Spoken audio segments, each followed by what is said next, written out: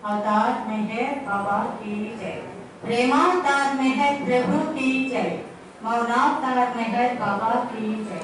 पर्वतिगार में है प्रभु की जय। ఈరోజు సభను అలంకరించిన బాబా ప్రేమికులు స్త్రీమూర్తులకి పురుషులకి అందరికీ కూడాను ఆత్మస్వరూపులైన మీ అందరికీ కూడాను నా జయ బాబా తెలియజేస్తున్నాను. నమోస్త్వనందాయ సహస్రమూర్తయే సహస్రపాదాక్షి శిరోరుబాహే सहस्रनामे पुरुषाय शाश्वते सहस्रकोटि युगधारिणे नमः सहस्रकोटि युगधारिणे नमः. ఈరోజు పెద్దాడ 45వ వార్షికోత్సవం సందర్భంగా మనందరి తరపున నా తరపున అందరి తరపున కూడాను వారికి శుభాకాంక్షలు తెలియజేస్తున్నాము. చాలా చక్కగా నిర్వహిస్తున్నారు. ఇప్పుడు జరిగిన ఫ్లూట్ కార్యక్రమం కూడాను చాలా అద్భుతంగా ఉంది. చాలా అద్భుతంగా ఆయన వాయించారు. ఇదంతా కూడాను బాబా యొక్క అనుగ్రహంతోనే ఇదంతా కూడా ఇంత వైభవంగా జరుగుతుంది. అయితే ఇక్కడ చూస్తే ఇప్పుడు హాల్లోనే ఒక వంతు మగవాళ్ళు 3 వంతులు ఆడవాళ్ళు ఉన్నారు. స్త్రీమూర్తులే ఎక్కువ ఉన్నారు. కాబట్టి ప్రతి ఒక్కరు కూడా కష్టాలు కూడా స్త్రీలకే చెప్పాలంటే, పురుషులు కాదు, పురుషులు తక్కువ. ఆడవాళ్ళే స్త్రీలకి కష్టాలు. ఎందుకంటే బాబా తెలియజేశారు, ప్రతి ఒక్కరిలోని God is everywhere in everything అని అన్నారు బాబా. బాబా తెలియజేసిన ప్రకారం కూడాను ప్రతి ఒక్కరిలో కూడాను మనం ఇప్పుడు వరకు ప్రొద్దు నుంచి కూడా మీరు విన్నారు ఏంటి ఆశయ ద్వేషాల గురించి, మనకున్న ప్రకోపాల గురించి, వాటన్నిటిని కూడాను మనలో ఉన్న ఈ చెడుని ఏ విధంగా సంస్కరించుకోవాలన్నది తెలియజేశారు. అన్నిటికంటే ఉత్తమమైంది ఏంటంటే గురుదేవులు చెప్పిన మెహ చైతన్య మా భాషలో తెలియజేసింది ఏంటంటే, నిరంతరము బాబాని నిరంతర సహచరుడిగా ఉంచుకోవాలి. మీరు ఏం చేస్తున్నారు, అయ్యో మనం అవతలను తిట్టామే, లేకపోతే యువతలను కొట్టామే, అవతలను ఇచ్చేసామని బాధపడే కంటే, ఇది అంత బాబా అంటున్నారు, ఇది అంతా కూడా నా వరకే అని అంటున్నారు. మీరంతా ఒక్కోసారి ఏదైనా తప్పు చేశారనుకోండి, తప్పు చేస్తే అయ్యో తప్పు చేశాను, ఎంత పని అయిపోయింది, ఎందుకు జరిగింది అని బాధపడుతుంటారు. బాబా అంటారు, గతం నాస్తి, గతాన్ని గురించి ఆలోచించొద్దు. గతం ఆలోచించడం ద్వారా మీకు బాధ అనుకునే తప్ప ఇంకేమీ మిగలదని బాబా తెలియజేశారు. అందుకని గతాన్ని వదిలేసి ఎప్పుడు కూడా మనకి ఈ యొక్క సంసార జీవితమే భగవంతుని చేరడానికి ఉత్తమమైన మార్గం అని చెప్పారు బాబా. అంటే ఇక్కడ భార్యాభర్తలు ఉంటారు, ఒకరికొకరికి ఒక్కోసారి అబద్ధాలు వస్తుంటాయి, ఒకరికి కోపం వస్తుంటది, ఒక్కోసారి చాలా సీరియస్ గా ఉండే పరిస్థితులు కూడా వస్తాయి. బాబా అంటారు, నీ భార్యలోనే ఉన్నది నేనే, లేదా నీ భర్తలోనే ఉన్నది నేనే అని బాబా తెలియజేస్తున్నారు. అంటే ఒకరికొకరికి క్షమాగుణం ఉండాలి. బాబా తెలియజేసిన క్షమ అంటే ఏంటి? క్షమ అంటే ఏంటి? ఒక్కరు చెప్పండి ఎవరైనా, క్షమ అంటే ఏంటి? అవతల వాళ్ళు చేసిన తప్పులు క్షమించడం అంటారు, అంతేనా? బాబా అంటారు క్షమించండి. నేను క్లాస్లో కూడా అలాగే 300 మంది స్టూడెంట్స్ ఉంటారు మా వాళ్ళు. ఒకరు ముస్లిమ్స్ ఉంటారు, క్రిస్టియన్స్ ఉంటారు, అందరూ అన్ని మతాలు ఉంటాయి. క్షమించడం అంటే ఏముందంటే, క్షమించే అవతల నీకు ఏమనుకోకుండా క్షమించడం అని అన్నారు. అలా కాదు. క్షమించడం అంటే వాళ్ళు మనకి చేసిన ద్రోహాన్ని కానీ, అవతల వాళ్ళు మనల్ని ఏదైనా బాధ పెట్టినట్టే విషయం ఉంటే కానీ ఏది కూడా మనసులో ఉంచుకోకుండా మరచిపోవడమే క్షమించడం. మనకి ఇప్పటికి ఆస్తుల దగ్గర, ఈదుల దగ్గర, అన్ని చోట్ల ఎన్నో రకాల మనల్ని ఇబ్బంది పెట్టిన వాళ్ళు ఎంతమందో ఉంటారు. అవన్నీ కూడా ఏంటంటే మనం ఎక్కడ చేస్తాను అంటున్నారు బాబా. అందుకని ఇప్పుడు ఇది మనకి ఆఖరి అవకాశం కింద చెప్తున్నానండి నేను. బాబాని నిరంతరం కూడాను సహచరుడుగా ఉంచుకోండి. గతంలో మీరు ఏం చేసిన బాబా అంటున్నారు, ఆ చేసింది కూడా నేనే అంటున్నారు. మీరు తప్పు చేశారు అనుకుందాం, లేకపోతే మేము వారిని ఏదో గబుక్కుని తిట్టేశారు అనుకుందాం, కోపడ్డారు, గట్టిగా అరిచారని అనుకుందాం. బాబా అంటున్నారు అదంతా నేనే అంటున్నారు. నువ్వు అనుకున్నావు నేను తప్పు చేశాను, నేను ఇలా అవతల వాడిని బాధ పెట్టాను, ఇలా చేశాను అని అనుకుంటున్నారు మీరు. కానీ మీలో ఆ సంస్కారాన్ని నేనే బయటికి తీసానని అంటున్నారు బాబా. అర్థమవుతుందమ్మా? ఆ సంస్కారాన్ని తప్పు మీరు కాదా అంటున్నారు బాబా. ఇంకా అంతకంటే మనకి ఏం కావాలండి? మీ తప్పు మీరు కాదని బాబా తెలియజేస్తున్నారు. అంటే ఏంటి? మీలో ఆ విధమైన సంస్కారం ఉండబట్టి అది వ్యక్తం చేయడానికి దానికి సరైన సన్నివేశాన్ని బాబాయే క్రియేట్ చేస్తారు. క్రియేట్ చేసి బయట నుంచి మీరు లోపల ఉన్న ఆ యొక్క గొడవ ఏదైతే ఉందో దాన్ని బయటికి వ్యక్తపరుస్తుంటారు. ఆ వ్యక్తపరిచినప్పుడు ఏమవుతుంటుంది? మనకి ఒక్కోసారి ఉద్రేకం, ఆపమాలు ఏదైనా కొట్టేయడం, తిట్టేయడం, ఇటువంటివన్నీ జరుగుతాయి. బాబా అంటున్నారు దాని గురించి బాధపడకండి, అదంతా నా వర్కే అంటున్నారు బాబా. నా పని, ఆ మాట్లాడేది నేనే అని అనుకుంటారు. అన్నిటికంటేను ఇంకప్పుడు పరిస్థితులు చూస్తున్నారు మీరు, ప్రపంచంలో ఏ విధంగా ఉన్నాయన్నది. బాబా అంటున్నాడు ఈ కెలామిటీస్ అన్ని అంటే ఇప్పుడు మునిగిపోయి ఉత్తరాఖండ్ చూడండి.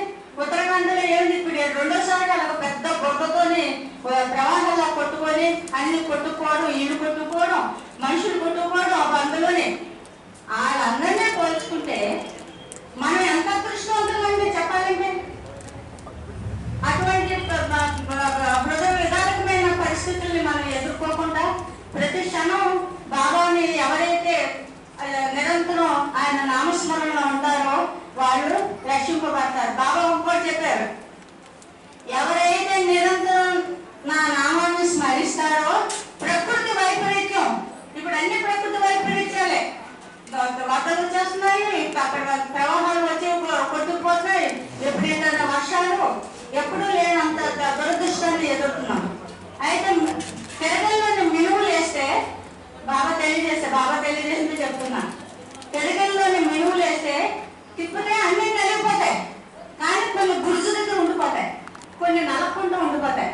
బాబా అంటున్నారు ఇటువంటి ప్రకృతి వైపరీత్యాల నుంచి ఆ మినువులు తప్పించుకున్నట్టే, నలకుండా ఆ మినువులు ఎలా తప్పించుకొని ఉన్నాయో గురుజు దగ్గర, మీరు నా దగ్గర ఉంటారు, మీద వాళ్ళు నలిగిపోతారు అని అంటున్నారు బాబా. అందుకే నేను నిరంతరం కూడాను బాబాని కాన్స్టెంట్ కంపెనీగా ఉంచుకోవాలి. ఇది మనకి బాబా ఇచ్చిన చివరి అవకాశం. ఇంకా మనం మారకపోతే, మనసు మారకపోతే, మన యొక్క దృక్పథం మారకపోతే ఇక బాబా కూడా వదిలేస్తారు మనల్ని. అందుకనే భగవంతుడే సత్యము, తదన్యమంతా అసత్యం అన్న సంగతి మనం గుర్తుపెట్టుకోవాలి. ఎందుకంటే బాబా ఇచ్చిన మౌనం మనకి పెద్ద వరం అండి నిజంగా. ఈవెన్ భార్య భర్తలు పోట్లాడుకున్నా బయట పోట్లాడతారు, ఇంకా ఇంకో రకంగా విమర్శిస్తుంటారు, ఎన్నో చేస్తుంటారు. ఆ మౌనంతో ఉండడం ద్వారా ఏమవుతుంది? ఎన్నో సంస్కారాలు మీకు అది వ్యక్తం కావన్నమాట. ఇంకా ఆ సంస్కారాలు మిమ్మల్ని ఏమి హాని చేయవు. అందుకనే నిరంతరం నిశ్శబ్దంగా ఉంచుకోవాలి, మనసుని ప్రశాంతంగా ఉంచుకోవాలి. వీటన్నిటిని కూడా ఈ కోపాలు, ద్వేషాలు, అసూయాలు ఇవన్నీ కూడా అధిగమించాలి అంటే గురుదేవులు చెప్పారు ఒకటే. అది ఏంటంటే ఆయన చెప్పింది ధ్యానము. నిరంతరము ఎర్లీ మార్నింగ్ లేచి ధ్యానం చేసుకోవడం 10 నిమిషాలు. ఎందుకంటే మన పెద్దలు చెప్పేవాళ్ళు చూడండి, ఎప్పుడు కూడా మా అమ్మగారు వాళ్ళు మేము ఎక్కువసేపు నిద్రపోతే మమ్మల్ని లేపేసేవారు. ఇవాళ సెలవు లేకపోతున్నా కూడా లేపేసారు, అలా పడుకోకూడదు, సూర్యోదయం అవుతుంది, పడుకోకూడదు. అంతమంది ఏంటంటే తెల్లవారుజామున ఏంటి అది దేవతలు తిరిగే టైం, హిరాకీ సభ్యులు అంటారు. ఆ హిరాకీ మెంబర్స్ తిరిగేటప్పుడు ఎవరు భగవంతుడి ధ్యాసలో ఉన్నారో అని చూస్తారు. ఎవరు భగవంతుడి నామస్మరణానికి కూర్చుంటారో వాళ్ళు ఈ తదాస్తు దేవతలు అంటారు కదా, ఆ దేవతలు మనల్ని ఆశీర్వదిస్తారు. గురుదేవ్ అంటే ఇంకొకటి చెప్పారు, మీరు నేను చెప్పింది ఏంటంటే ఉదయం సాయంత్రం ధ్యానాన్ని కూర్చోండి అని అంటున్నారు. కొంతమంది కూర్చోలేకపోతున్నాం అంటున్నారు. కానీ గురుదేవులు ఏం చెప్తున్నారు, కుదరట్లేదు గురుదేవా అని కొంతమంది అంటున్నారు, నిలకడ ఉండట్లేదని కొంతమంది చెప్పారు. దానికి గురుదేవులు ఏమన్నారంటే, నేను మీకేం చెప్పాను, ధ్యానానికి కూర్చోమన్నాను. కానీ అక్కడ చేసేది ఎవరు, నేనే. సద్గురువే చేసుకుంటాడు ఆ ధ్యానాన్ని. మీ పని అంటే సద్గురు విధేయత ఏంటి, విధేయత చూపెట్టాడు. Obedience is the outcome of love అన్నారు బాబా. మీ యొక్క విధేయత, ప్రేమ నుంచే విధేయత పుడుతుంది. ఆ విధేయతగా మనం ఎప్పుడైతే కూర్చున్నామో ఈ కర్మలన్నీ కూడా, బాహ్యమైన కర్మలన్నీ కూడా మనం ఎంతమంది పక్క ఇంట్లో దగ్గర నుంచి, ఎదురింట్లో దగ్గర నుంచి, బయటికి వెళ్తే, ఇంట్లో వెళ్తే, మీరు అనుకుంటారు ఇంట్లోనే ఈ రాజకీయాలు భార్య భర్తలు కొట్లాట్లు ఇవన్నీ అనమాట. ఆఫీసులో కూడా గొడవలండి ఇప్పుడు ఇంకా ఎక్కువైపోతున్నాయి. ఆడవాళ్ళు ఆఫీసులో ఉన్నారంటే, మగవాళ్ళు ఎక్కువ సంఖ్యలో ఉన్నారంటే ఆవిడని ఎలా ఏడిపించాలని చూస్తున్నారు. పెద్ద పెద్ద ఆఫీసుల్లోనే చెప్తే మీరు ఆశ్చర్యపోతారు అవన్నీ కూడా. ఇదంతా ఏంటంటే బాబాని ఎప్పుడైతే కాన్స్టెంట్ కంపారిజన్గా ఉంచుకొని అందరిలో కూడా బాబాని చూసుకోవడం ద్వారా మనం ఇవన్నీ గట్టెక్కుతామండి. లేకపోతే ఇంకా అలాగే ఉండిపోతాం. ఎక్కడ వేసిన గొంగళి వేసిన తెచ్చారు ఉండిపోతాం. ఎక్కడికక్కడ ఆడ గురించి ఏడు గురించి అందరి గురించి మీరెందుకండి ఆలోచించడం. ఎవరు ఎలాగైనా వెళ్ళిపోతే ఏంటంటే మనం చేయగలిగే సహాయం ఉంటే, పెద్దవాళ్ళు ఉంటే, ఇప్పుడు ఎవరైనా ఉంటే మనం చేయగలిగే సహాయం ఉంటే చేయండి. ఇరుకు పొరుగు వారికి చేయగలసిన సహాయం చేయండి. కానీ నిరంతరం కూడాను మనం బాబా యొక్క దివ్య నామాన్ని స్మరించడం ద్వారా ఏమవుతుందంటే, ఎవరు మనం ఇప్పుడు ఎక్కడికైనా వెళ్తుంటాం. ఎక్కడికైనా వెళ్ళేటప్పుడు బాబా ఏం చెప్పారు చెప్పండి, ఒక్కరు చెప్పండి.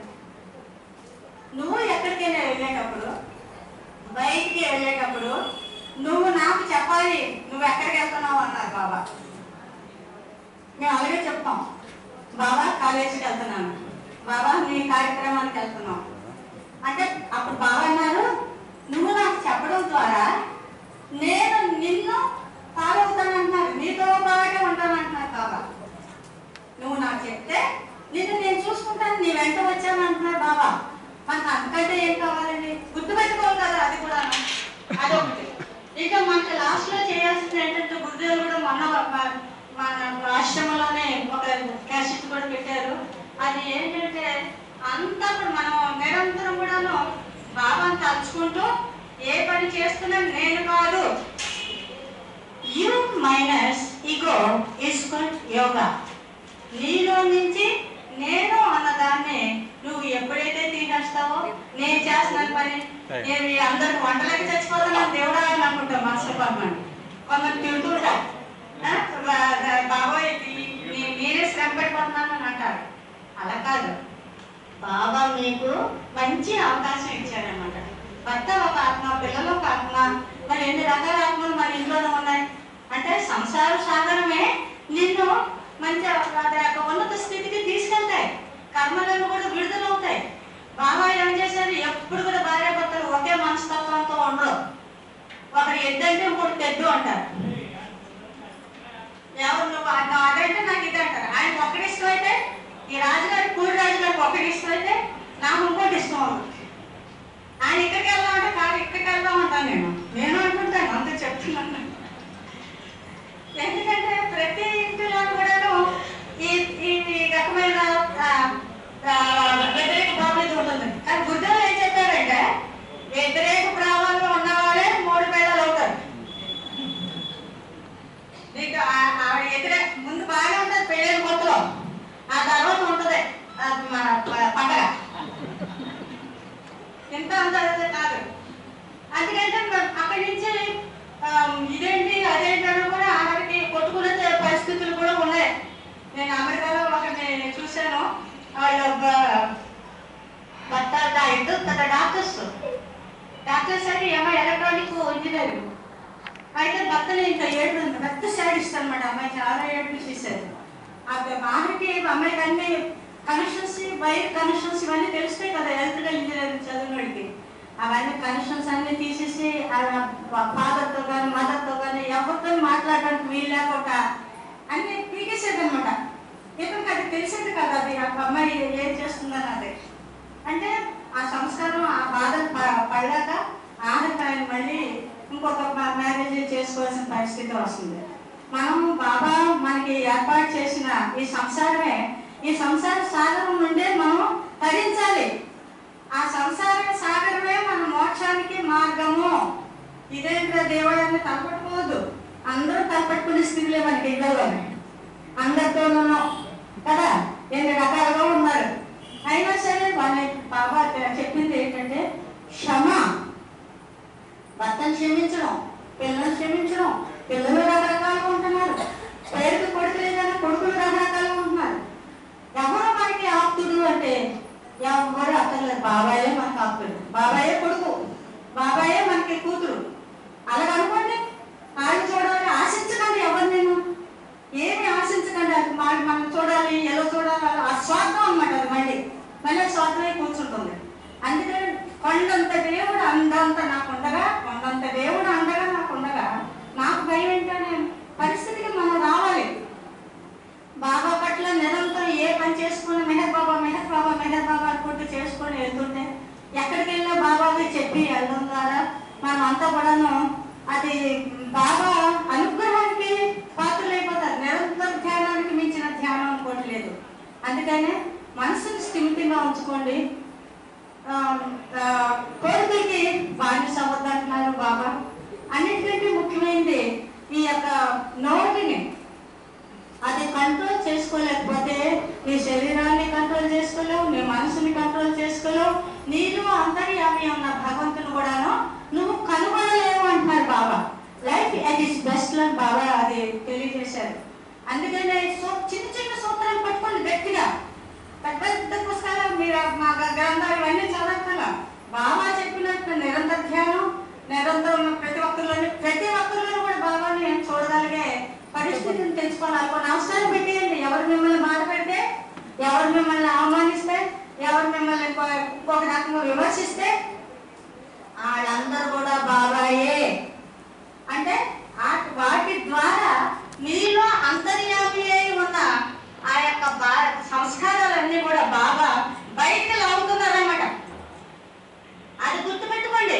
అవతల ఎంతకాలం నాకు ఎలా మాట్లాడుతున్నారు అలా మాట్లాడుతున్నారు అనేకంటే బాబా మనకి బోర్లే చేయబాబానేండి. మనం పడినంతలోకి చిన్నగా అయిపోం కదా దేనికి కూడాను.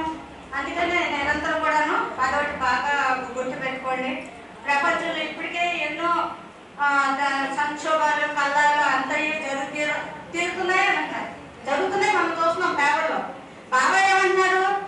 జరిగి తీరవలసియే ఉంది, ఇందుకు ఎవరిని నిందించ పని లేదు. జరగవలసినది జరిగినది, జరగవలసినది జరిగే తీరుని అంటున్నారు బాబా. అందుకనే ఈ ప్రపంచం అంతా ఏమైతే నీకెందుకు అంటున్నారు బాబా. మనమేమో అయ్యో అయ్యో అలా జరిగిపోయింది, ఇలా అయిపోయింది, ఇలా ఇది వచ్చింది, ఇలా తేడా వచ్చిందని మనం అనుకుంటున్నాం. దాని గురించి బాధపడద్దు అంటున్నారు. మనకి అన్నిటికంటే ఇంకా ముఖ్యమైనది ఏంటంటే పునర్జన్మ ప్రక్రియలో ఒక జన్మలో స్త్రీగా, ఒక జన్మలో పురుషుడిగా, ఒకసారి భిక్షకుడిగా రకరకాలుగా మన అనుభవాలు అనుభవిస్తున్నాం. ఈ అనుభవాలన్నీ కూడా కొంతమంది అనుకుంటే మీరు చాలా పేదవాళ్ళం అని అనుకుంటారు. పేదవాళ్ళు కాదు, మీరే గొప్పవాళ్ళు చెప్పాలంటే. ఈ ఉన్న వాటికి అన్ని రకరకాల ఆ డబ్బులు ఇవన్నీ ఉండేటప్పటికి ఏమవుతుంది, రకరకాలుగా ఉంటుంది మైండ్. ఆస్తి కోసం పిల్లలేమో కలుపుకుంటారు. ఈ బాధలన్నీ లేకుండా బాబా మిమ్మల్ని ప్రశాంతమైన జీవింపు చేస్తున్నారంటే అది మీకు ఎంతో అదృష్టం. ఇంకా పూజలు చేయడం ఇవన్నీ కూడాను సందేశాలు వింటున్నారు, లేకపోతే ఉపవాసాలు చేస్తున్నారు, పూజలు చేస్తున్నారు, ఎంతమందో వ్రతాలు చేస్తున్నారు.